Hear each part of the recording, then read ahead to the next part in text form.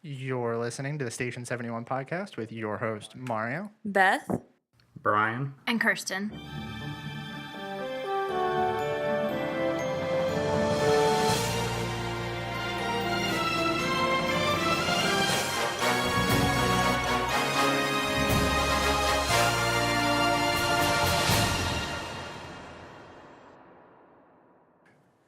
So this week, before we start, I kind of want to do a little bit of housekeeping.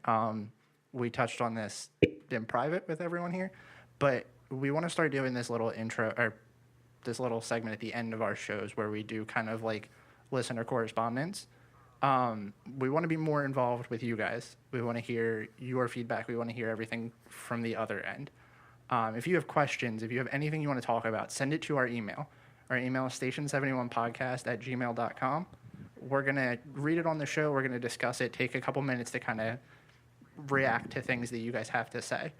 That said, is there anything else that anybody wants to do and kind of like a housekeeping before we get going? No, I don't think so. I'm good.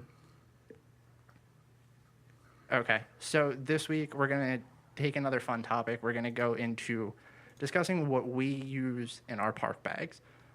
Just things that we think are essential to our park going experiences and what makes our park bag essential for our trips. I guess I'll start it off and then we'll go in our introduction order like we usually do. Sounds good. Yep. Great.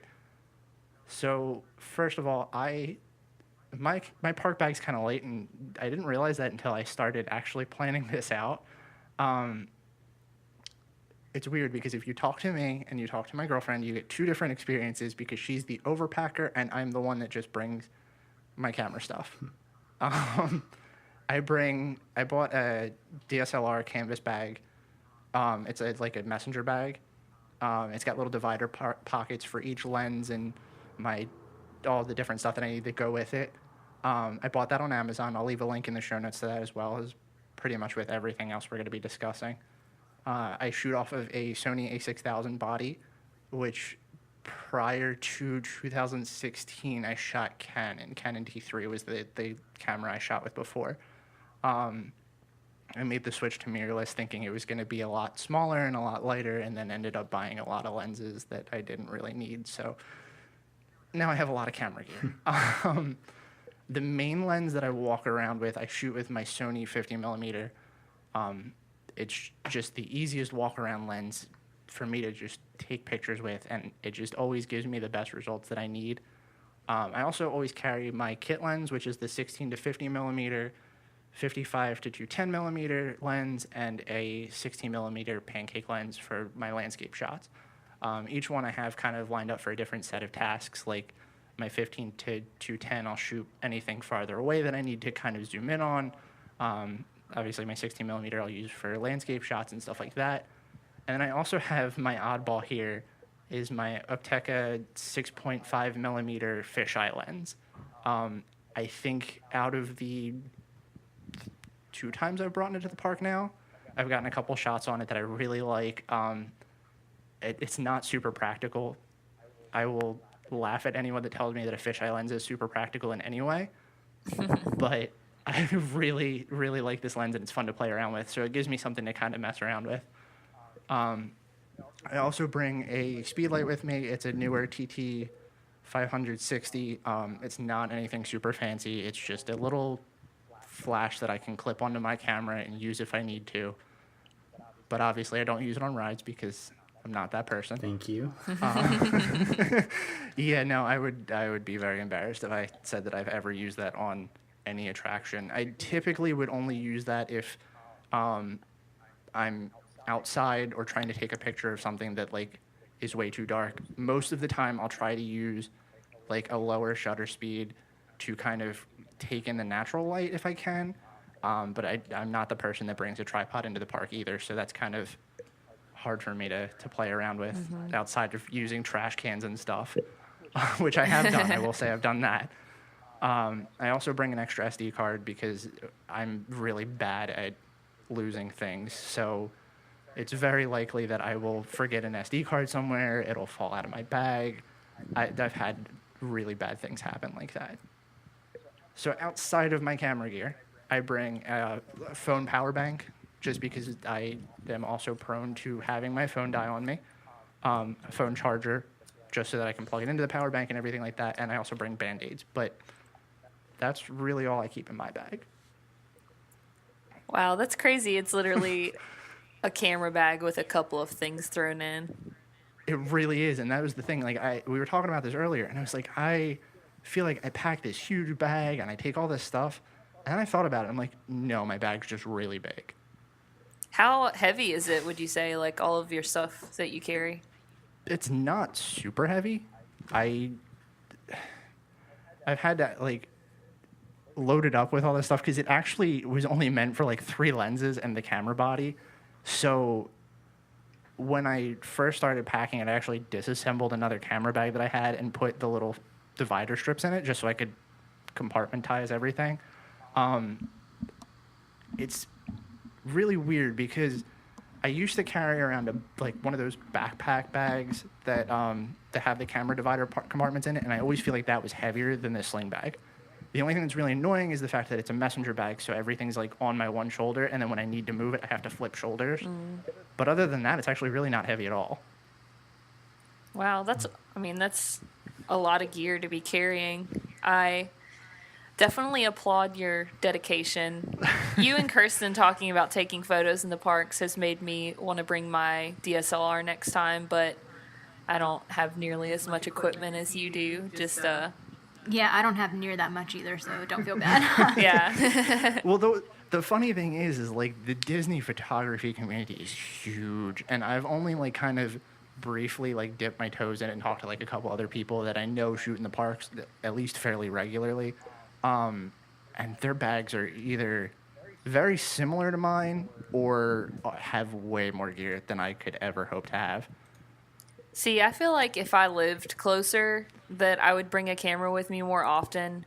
But to me, it's like, I don't want to have to carry it around all day. But I also have the desire to get really nice pictures now. I actually have a friend that lives up in the northern part of New Jersey that I talk to fairly regularly on Twitter. And he's always taking pictures down in the parks and everything. And some of the photos that he takes are just awesome. And I think that speaks volumes for pretty much everyone that is in the Disney photography community, I guess you could say. Because there's definitely plenty of people out there. I'm more of an iPhone park photographer myself. You're killing me. It's just so easy to, like, you're already bringing your phone, and iPhones take decent photos. Obviously not near as good a quality as, like, an actual camera would, but I don't know. I focus so much on being spontaneous and not having my back hurt at the end of the day. Yeah, I can totally understand that. And the funny thing is, the part of the reason I actually bought this camera was because it's got the built-in Wi-Fi adapter to it. So I can literally send photos from my camera to my phone in like an instant. So if I'm somewhere and I'm talking to like my parents who are back home and I take a picture or something and I'm like, oh, look at this cool thing I saw, I can literally zip it from my camera to my phone in like 2 seconds. The camera that I bought last year has Wi-Fi built in too, and I use it pretty regularly outside of the parks, but I found that it's so convenient, like when I'm out and about, to just be able to upload this photo to Instagram. Right. I'm awful with that. Like I'm Instagram garbage, so I will upload. I used to actually. I don't as much anymore. I used to upload like while I was on the trip. The second it happened, I would just take it, send it, and post it. Oh, dang.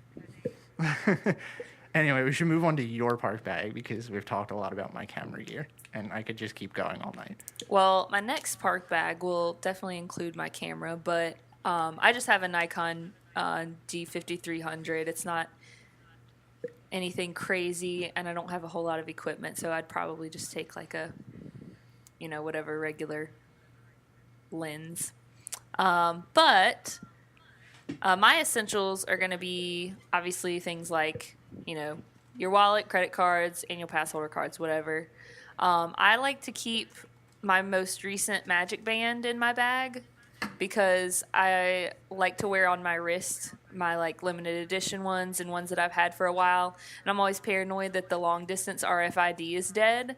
So I always, just for safekeeping, will keep my most recent one that I know is not dead, so that if I, do ride Seven Dwarfs Mine Train or something that automatically links it, I don't miss out on those photos and videos.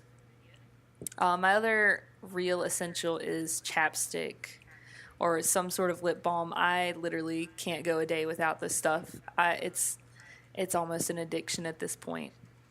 Is there a specific one that you use?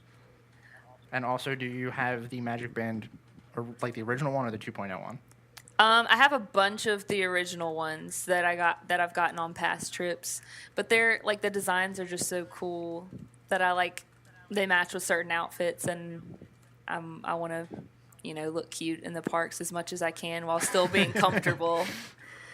But I do have a couple of MagicBand 2.0s that, like I have one for my upcoming trip to Port Orleans, and that's the one I'll keep. And I actually got one of those little magic keepers with that you like put the keychain, and it's pretty cool. It took me forever to actually get it snapped in, but now that I have, it's like really neat that it'll just be like hanging out on my bag. That's pretty cool. I've looked at those, and I really want to get one when I eventually book a stay and get a 2.0. Yeah, do you find them like more or less convenient using the keychain than the actual band? I haven't actually used the keychain yet. I just bought the keychain on my last trip, and I just installed my new MagicBand puck or whatever into it. So I'll let you know when I get back. But anyways, other than that, like Mario said, I also like to have a power bank. I'm still running with my iPhone 6 and not the 6 Plus, just the regular 6. It's about 3 years old, and it dies so fast. So power bank is essential for me until I get the iPhone 8 or whatever the new one they're going to call it. I also like to have a misting fan. So on those hot days, it literally, like on my last trip, I feel like saved my life. I was just like dying in the heat. When you can't get in the shade, it's nice to have a little misting fan. And hair ties is another one of my really big ones, because I hate gross, crazy tangled hair after roller coasters. So I always put my hair up in a ponytail before I get on a coaster, and then take it right out for photos, of course. Other than that, I like to bring Ziploc baggies for if I decide to ride a water ride, or if it starts raining, I can stick my phone in it and not worry about it getting messed up. And sometimes I'll bring like a Kindle, because it's really light, and it's, especially if I'm going by myself, it's nice to have to like, so your phone battery doesn't die. You can just read something in line, or like waiting for a bus or a boat or whatever. So yeah. That's a pretty good one. My last thing is specifically when I'm going to Animal Kingdom, I got to bring my Wilderness Explorer book and get all the badges. Nice. I never, I should have thought of bags or like something similar. That's a really good one. It's also nice for when you bring your own snacks, and like if you don't finish it, you can just toss the rest in the Ziploc bag and eat it later. Yeah, that's a really good one, especially for, like you said, water rides and stuff like that, when you can, shove your phone and your valuables and stuff in them. I think that's definitely a super underrated item to have. So those, I would say, are my absolute essentials. I have a few other things that are just like if I'm feeling like it kind of things, but I'd say those are the things that are always in my bag regardless of when I go. Is there anything like super crazy in your bag that you feel like no one's going to have? Because I was thinking it over like while I was writing my list, and I'm like, there's got to be something that I always carry that I feel like no one ever has on me in my group. And Band-Aids was definitely my thing. Everyone forgets Band-Aids. One thing that I do like to bring is like candied ginger, because I tend to get motion sick sometimes, and ginger helps a lot with nausea. So it's like, it's nice to have like ginger chews or something like that. So I think that's a thing that people don't really think about. Huh, that's an interesting one. But then again, if you don't get motion sick, then you don't need to worry about it.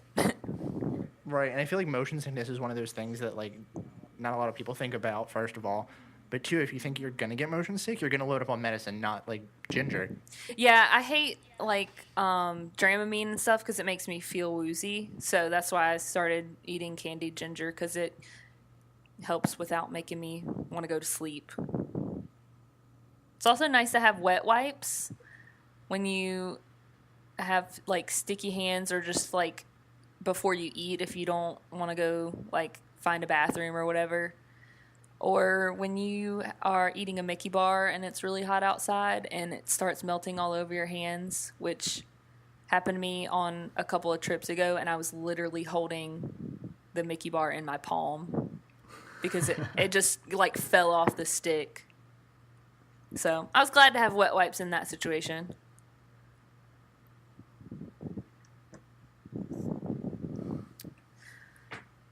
So, Brian, what do you have in your bag?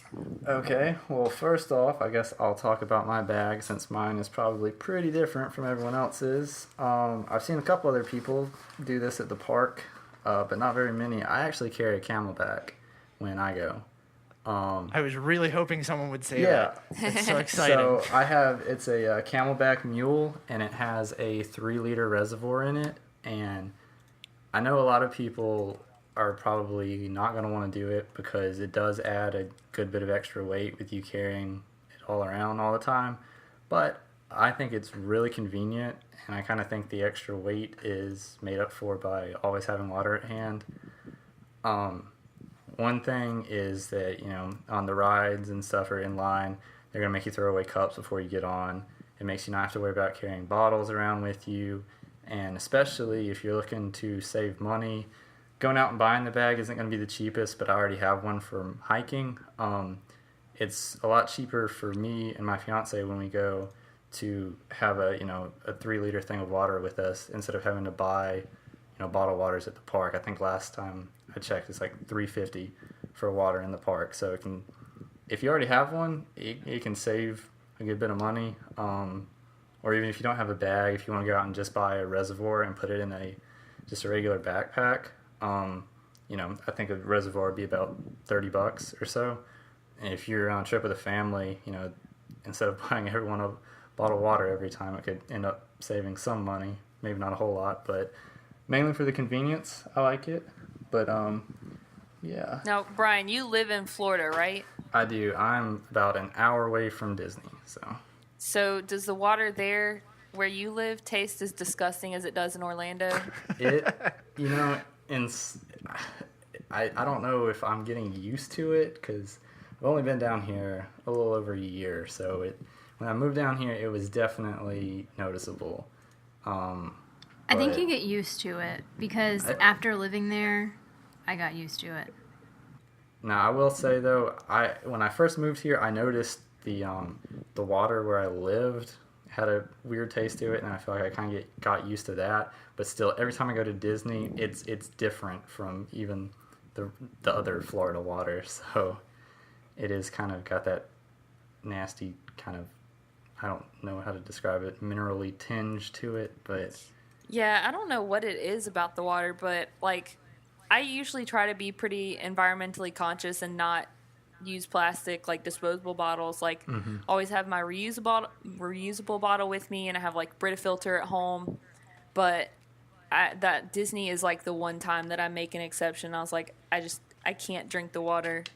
And it's like, my best friend lives down there in Kissimmee, and, like, I stay with him all the time, and I don't think he's used to it. He's lived there for about a year and a half, and they still buy bottled water. Really? Well, yeah, I don't know how. The one thing that I will say is maybe it's because it's colder that it doesn't seem as bad. If you get it out of the water fountains, it definitely has that weird taste to it.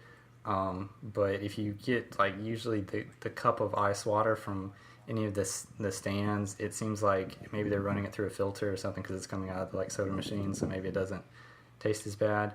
True. But that's generally what we do, and as just a little a side cost-saving tip for anyone that doesn't know, you can go up to any quick service or any food station or cart at Disney that has fountain drinks and get free cups of water. So don't always feel like if you're in the parks and you don't have water, you have to go pay for the $3.50 bottles of water. You can just go up and get cups of ice water. And that's generally what we'll do. I'll fill up my CamelBak with mostly just completely with ice before we leave. And by the time we get there, some of it's melted. We'll go grab just 2 cups of water and dump it in there. And then throughout the day, as it's slowly progressively melting, we'll usually just go up maybe 1 or 2 times to a stand and just get cups of ice and dump it in there to keep it cold. But yep. So that's good. That's like a good idea. Yeah, to just put ice in it to begin with. Yeah. So if you don't mind the extra weight, or if you already happen to have a CamelBak, I know that's hitting a pretty small group of listeners, I'm sure, but I think it's really convenient. But let's see. So aside from that, in my bag, I know y'all said you keep Band-Aids. I actually keep a day hiker first aid kit in mine. So this is That's smart. Yeah, it's a small. It packs down really small. I'm sitting here holding it. I mean, it's probably like maybe 3 by 4 inches and like maybe a ½ inch thick, and it's really small. But I mean, it's got Band-Aids, gauze, little butterfly closures. But it's also got some medication. So it's got like ibuprofen, antacid, allergy relief tablets, and everything, which can come in handy. A lot of people think like, oh no, I'm sure Disney keeps it all under control, but I and my fiance have gotten stung by bees before at Disney. It is possible, and it is kind of handy to have an allergy relief and a little sting relief thing to put on it. So I like that. But also the biggest thing that I think is important to have if you're going to make a little first aid kit or buy a little first aid kit to go to Disney is one with moleskin in it. Yep. Yeah, for those that don't know, it's 100% agree. Yeah, it's a little adhesive pad that's it has, I don't know how to describe it. It's basically like the little floor slider things you put on the bottom of furniture so you don't scuff up the floor, but you put that on the bottom of your foot anywhere you feel like you're getting a blister or something's rubbing, and it's incredible. It like takes... It's almost like a little cushion. Right, exactly. Basically, it's a little furniture cushion for your foot. So it'll help prevent blisters, and if you spend, a whole day in the parks, you could easily be walking. I've tracked it before. I've gone over 10 miles walking around World Showcase before a couple times. So especially if you're not used to like walking those kinds of distances, like I definitely wasn't some of the times that I've come. And if you have new shoes or something, is a big one. There's just so many people get excited. They go on vacation and they're like, ooh, I could get some new shoes to go walk around Disney in, and they don't break them in. And so they spend that first day walking around just getting awful blisters. So that's a good one. Let's see. Some other little, I would say some of my essentials in here. I have a ultralight compactable rain jacket that I keep in mine. It packs down to a really small size. It's basically like having a poncho. So if you don't have a jacket that's small enough to pack down, definitely go out and buy a poncho. Don't buy it at Disney if at all possible, because you will get overcharged. Go to Walmart, go to any other neighborhood store of your choice. Yes, they're $1. You're going to spend, I don't even know how much they are at Disney. I think they're like 15, because last time I went, I accidentally took the ponchos out of our bag one day, and of course that's like the day it poured, and I had to go buy one. Been there, done that. I get mine though for $1 from Target. I also bring ponchos. That's something that I do put in my bag that I forgot to mention. But that being said, I would almost rather be rained on, because it just makes you feel like you're in a sauna underneath. Yeah. And I hate how it like sticks to your skin. But then again, it's also nice to not have soaking wet clothes. Because one trip I had actually a pretty nice poncho, not just like a Dollar Tree one, like a reusable one, and it was torrential downpour, like middle of summer. And everything that the poncho covered was great, but I literally had to throw away the pair of shoes I was wearing that day because they were so soaking wet. So I wish there was a poncho for shoes. They're called Ziploc bags. Very fashionable. But let's see, other stuff I keep in here. As far as what I would call essentials. I'm not big into photography like Beth and Mario or Kirsten are, but I do have a GoPro that I take with me usually. Get just some shots around Disney. I'll do some ride-through videos, but so with that, I'll have a GoPro. I usually have a just the like floating handle for it. I have a sealed and unsealed case for it, depending on if I'm going on a water ride or not. And then backup batteries. And then, let's see, the last thing I'll usually do is a chest mount for it. If I'm going on rides, it's kind of convenient to not have to actually hold the camera and film, to just, enjoy the ride, but also pick up the video.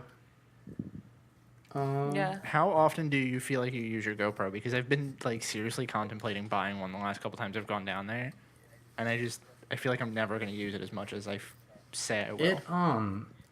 I wouldn't say I use it extremely regularly. It kind of depends. There's times when I go and where I'll use it more, and I'll also kind of use it kind of on a spur. Like, for example, one of the times we were going to get on Splash Mountain, and I happened to get in the front row on Splash, and I thought, okay, well, I've got my GoPro and I've got my sealed one. I'll just put the little chesty mount on and just go ahead and get a ride-through video with it. So it's not always like a planned out thing that I do, but it is kind of cool to have it, for a spur of the moment with something like that. Yeah, I feel like that's all I'd ever use it for, is like, okay, well, I have it, I might as well. I probably have more, it seems weird, but more ride-through videos at the water parks than I actually do at the regular, or at the, the other four, which is kind of cool to get some stuff at the water parks instead. I feel like that's kind of like the novelty of GoPro, is that it's super strong, super durable, and you can literally just mount it to yourself. Right. I actually have one going down Summit Plummet, which is actually turned out way better than I thought it would. So. Well, that's really cool. I feel like I don't really see people doing point of view videos for the water parks, especially not as much as the attractions inside the parks. Yeah. Maybe I'm just not looking in the right place, but no, I think you're definitely right. I mean, I think that comes a lot from just I think the water parks don't get the love they deserve, because it's, especially for me as a pass holder, and now that I go fairly frequently, having two more parks basically to hop around to, it adds a lot. It's, you get so much of the same great theming that Disney does at their main theme parks, with kind of, the extra element thrown in there of it being a water park. But you're right. I don't see nearly as many videos, but I really think that mainly stems from just people not going to the water parks nearly as much. Plus, I think I'd like to watch a point of view video of Summit Plummet, because I've never been to the water parks, but my best friend rode that, and the way he described it, I never want to ride it. It's pretty. It is one of the more intense rides at Disney, and you're basically gonna have your eyes closed the whole time, because it's just it throws water in your face. It's like getting sprayed in the face with a water hose the whole time you're going down it. But I like it. It's fun. It's probably the only thing at the water parks that you'll actually have to stand in a queue for any measurable amount of time, really. But it's fun. Might not be a go on it every time you go type deal, but it's fun to do, at least every once in a while, I think. Yeah, you'll have to sell me on the water parks in another episode. I would that's a good one. We should do that, because I have a lot of love for the water parks, and I would like to defend them, because I really need it. I've also never been to the water parks. Really? So I'm sorry. Yeah, I've never been. Wow. Yeah, well, we should do one on that. Well, first y'all need to go, and then we should do one on that. Or you can just plan our trip for us. But let's see. I would say that's mainly what I would call my essentials. Other than, well, obviously, I keep my pass holder card. I keep my my wallet and/or credit card, depending on whether I decide to take it in or not with me. But yeah, I guess I'm carrying the bag for my fiance stuff too. So there's always a hairbrush and hair stuff. And half the stuff in here is probably hers if I actually dig through it. But yeah. See, okay, I gotta go back because I also have a camel bag. Does yours, because the one that I have doesn't have a lot of room. I'm assuming yours does with all the stuff you have in there. Yeah. Like the way that the one I have, because I think I have the very basic one. It's literally just like there's a tiny compartment that I can slide some stuff in, but for the most part, it's just the actual like water bag and the hose. Right. Yeah, that's how most of them are. This one is, I'm wanting to say, the Mule, which is the actual model that I have, is made for. I think it's actually meant to be used for like long distance bike riding, because it has like a helmet carrying latch thing on it, which I don't use. But yeah, I use it for backpacking and hiking. So that's why I need all the other storage compartments in it. But it also comes in handy when we go to Disney. So Nice. I keep saying I'm going to bring a camel bag, but obviously with all the camera gear, I'm super afraid yeah, to. geez, I think that would be you having to carry around all that stuff and then the water on top of it. Because I don't know exactly how much it is, but I think when I have my 3-liter one filled up, like that in itself is somewhere around 10 pounds. So, yeah, that with everything else. Like I said, it's definitely noticeable as you walk around the parks. But it's also super convenient having the water, especially during the summer. If you're having to sit in outdoor queues, it's very nice to have. Do you and your fiance take turns carrying it? I usually carry it, and sometimes I can't. She has just one like Mario was talking about that mainly just holds the actual reservoir that we've used for hiking, but I don't think she's ever actually taken it into the parks. We usually just take the one bag, and I'll usually carry it the majority of the time. That's so nice. Me and my boyfriend always take turns carrying the bag because I get tired of it. Oh. I wish I could say that. Like I said before, my girlfriend has her own bag. Obviously, there's not a lot of room in mine, so she's got her own bag of like everything, and she's the super prepared one. I will totally say that half of this stuff that's been listed, she has in her bag and is ready for everything. You never know what's going to happen. Right. Plus, like, everyone thinks, okay, yeah, I'm in Disney, and, like, you know, I have to bring certain things to the park, but, like, I've been in some situations where first aid is nice, but not the best. So it's super good to, like, prepare yourself for the worst and just come out of it with more stuff than you actually really needed. At least I think so. I've also heard that you can get basic first aid supplies at guest services, so that's one of the reasons I don't really pack a whole lot of first aid. Although I can see why you would, because if you're on the other side of the park and you need a Band-Aid, it's really inconvenient to have to walk all the way across to guest services. But it does, they do have that kind of stuff, just as a little note to those who might be listening and didn't know. My turn? Your turn. Okay. So I definitely don't have as much camera stuff as you. I actually don't own any lenses. I rent them from, I think, lensrental.com. I've actually heard a lot of people say that, and it's super smart. I spend too much money on camera gear. I mean, I know a couple that I want to buy, but it's because I rented them and tried them out. But they're just too expensive for right now. But I take a Lowepro SlingShot 102, which is the camera bag. It's got room for a camera with a lens on it and then 2 extra lenses. The lens that I love the most, that I rent every time I go anywhere, is the Tokina wide angle. It's like 10 by 16 or something millimeters. Obviously, all of this was recommended to me from Tom Bricker's blog. And then I take an extra memory card and an extra camera battery, and a phone charger because I'm old and I don't have one of those handy little like external thingies, and I should really get one.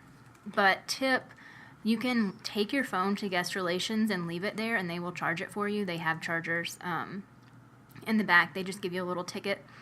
So if you're okay with being without your phone for a couple hours, that's always a good option. That's really cool. I didn't know that. There's also a lot of places to charge your phone too, like in the parks. Yeah, I loved it when they had the test things at Cosmic Rays where you would just scan your credit card and it was free, but you could leave it in the little thing. I really wish they would bring those back. They're so convenient, especially if they want you to use the My Disney Experience app, because it kills your battery. It really does. Yeah. I was just thinking about the thing at Cosmic Rays and how much I loved that and was sad that they didn't continue it. I miss that. Also, real quick before you continue, not to cut you off, if you don't have a power bank, I'm pretty sure they still do this. If you buy one of the interchangeable ones while you're in the park, you can swap them out when they die. Mm-hmm. Oh, So yeah, I've heard definitely get that if you don't have one. I mean, if you go frequently enough, which I'm sure you do. Yeah. I take Band-Aids. I learned that when I lived there. And I actually take, it's a new, well, okay, I say new, like at least 4 years old. It looks like a tiny deodorant stick, but it's Band-Aid brand, and you just rub it like on your ankle or wherever, and it definitely works. Somebody gave it to me at a wedding once when I had on heels, and I tried it, and now I love them. But they do melt in the heat, so you can't leave them in your car or anything. I've melted a few like that. So is that something that's more like a liquid bandage or more like Body Glide? Or It's like Body what Glide, exactly? I would say. I use it in place of a Band-Aid sometimes. And like I don't wear good shoes. I'm terrible. I wear like Sanuk flip-flops. So the like ball of my foot gets really sore. And I'll do it there just because it rubs like on my shoe. Not enough to get a blister, but it's just painful. Mm-hmm. But I use that or Band-Aids. And I have a little pill container that has a bunch of different sections. There's a section big enough for some Band-Aids. And also in that pill container, I put migraine pills because I get really bad migraines, and sometimes like sun or hunger brings them on. And then Tylenol and Advil. I'm really allergic to Advil. I can't even have it in the same compartment as anything I'm going to take, which is why I have that. And then also I take face sunscreen. Sometimes regular sunscreen if I can fit it in, but not always. But definitely face. This is one I haven't heard anybody. So why do you pack Advil if you're allergic? Oh, for my husband. Okay. And like, that's what I figured, but I was like... Yeah, because I keep it with me in my purse all the time, and I just throw it in the bag when we're in Disney World, because getting a migraine there is the worst. Face sunscreen, I said that. Makeup, I take makeup, like lipstick, powder, concealer, because if you're going to take a picture in front of the purple wall, you need to look good. I get my ponchos for like $1 at Target, and they come in a bunch of different colors so we can keep them separate.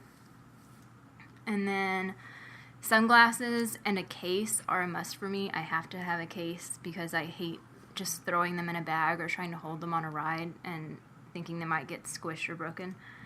Ponytail holder and bobby pins. And then a few I haven't heard. I take my credit card and my ID, but I also throw in our health insurance card just in case there was ever like something terrible and we had to go to a hospital or an ambulance or something. We'd have that. That's smart. I should really probably do that. Yeah, I figure better safe than sorry. But my husband used to be a paramedic, so that's probably how I ever even thought of that.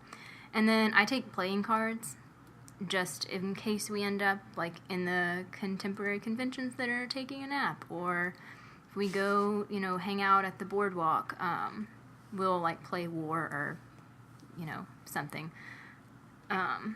Just to entertain ourselves if it's really hot. That's a good idea. Yeah, I've definitely started taking more and more. Like when I worked there, I would just take a tiny Disney, like Dooney and Burke wristlet, And then I started taking the camera bag, and now my husband carries the camera bag, and I just have like a little nylon Kate Spade crossbody. And then in October, we're definitely going to have to take a lot more stuff taking a baby. So if anybody listening has suggestions on what to take with the baby, much appreciated, because I'm flying blind here. But a few things I have that I know we're going to take is, you mentioned a misting fan. I'm definitely taking one of those, especially since our baby has to wear a helmet, as y'all three know. I'm sure he's going to get really hot even in October. And then, I don't know if y'all have heard of the tile locators. Do y'all know what those are? Yes. Yeah. So if you go to Disney World, you obviously cannot take your stroller everywhere. You have to park it in stroller parking. I've heard of very, very few cases of strollers ever getting stolen, but I plan on taking tile locators and putting like one in the stroller, one in the diaper bag, one in any bag that gets left in the stroller parking, just in case it walks away, or in case it gets moved when they're rearranging stroller parking, we'll be able to find it easier. So that's, I think, a pretty good tip. That's a really good idea for a stroller. Yeah. Oh, and I know we're definitely going to get somebody on Etsy to make one of those little family signs that you hang on the strollers. But other than that, yeah, diaper bag with like pouch purees, and apparently puffs are like trendy baby thing to eat. I don't know. But yeah, that's about it. I think my most unique ones are playing cards and the health insurance card. Yeah, I always have my health insurance card like on the trip with me, but I don't necessarily put it in my park bag, which really doesn't make any sense because I'll probably need it. Like, it's not going to do me any good at the hotel if I'm at the hospital, Yeah. But not that I have a child, obviously, but I have heard of people taking like I guess like the best thing to compare it to is like a shower liner when they have a stroller, so you can kind of cover it up if it rains. Oh yeah. Oh, That's definitely, I know some strollers you can buy like the rain cover, so that would be a good consideration for anybody going to pick one up if they want to. And then I was going to say one more thing, but now I can't remember what it is. Basically, there are like 3 certainties when you go to Disney World. You're going to be outside, you're going to walk a lot, and it's going to rain. So if you're prepared for those 3 things, you're probably going to do okay. Yeah, I'm so jealous of people that just take like a wallet. Yeah, and that's it. It was convenient. I miss those days. I don't think I've ever been like that. Like, when I first started going, I was definitely the kind of person that would pack like something for every scenario. And then as I started going more and more, I kind of realized that a lot of those things were just kind of, not essential.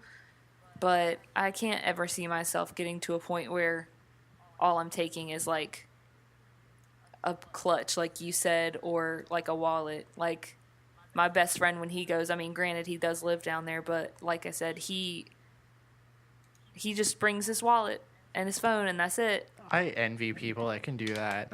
Yeah, I mean, I feel like when you live there, it's so much easier just because all I would ever take was like my cast member ID, my phone, and like a credit card.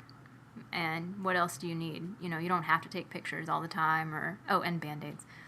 But on the water, I will say I'm definitely one of those people who goes up to the quick service places and gets water there. I hate Dasani water even more than the weird tasting Orlando water. So I would much rather drink free water that tastes kind of funny than drink Dasani that I paid $3.50 for. Yeah, and kind of definitely not as hardcore as the CamelBak, but I've taken like a reusable water bottle and just been like, yeah, can I get 4 cups of water? Because, the free cups they give you are so tiny. Mm-hmm. And then just pour it into the bottle and go about my way. And you know what's really funny is Disney's really good about that. There are a couple places that I've been to theme park wise that won't give you free water. No, I think that's like illegal. They should definitely do that. Disney usually is prepared, and they'll have like you'll see a bunch of tiny cups with the little red straws in the background, and they'll just like hand you a couple. Well, I'm in New Jersey, so Six Flags is like our big theme park, which is awful. But their water is actually part of their like fountains, and they don't just give it out for free. That's crazy. Yeah. See, I hate stuff like that. Like, I've been to, like, places, you know, like kiosks at the mall, like, I don't know, like the pretzel places, and you're just like, yeah, can I just get a cup of ice water?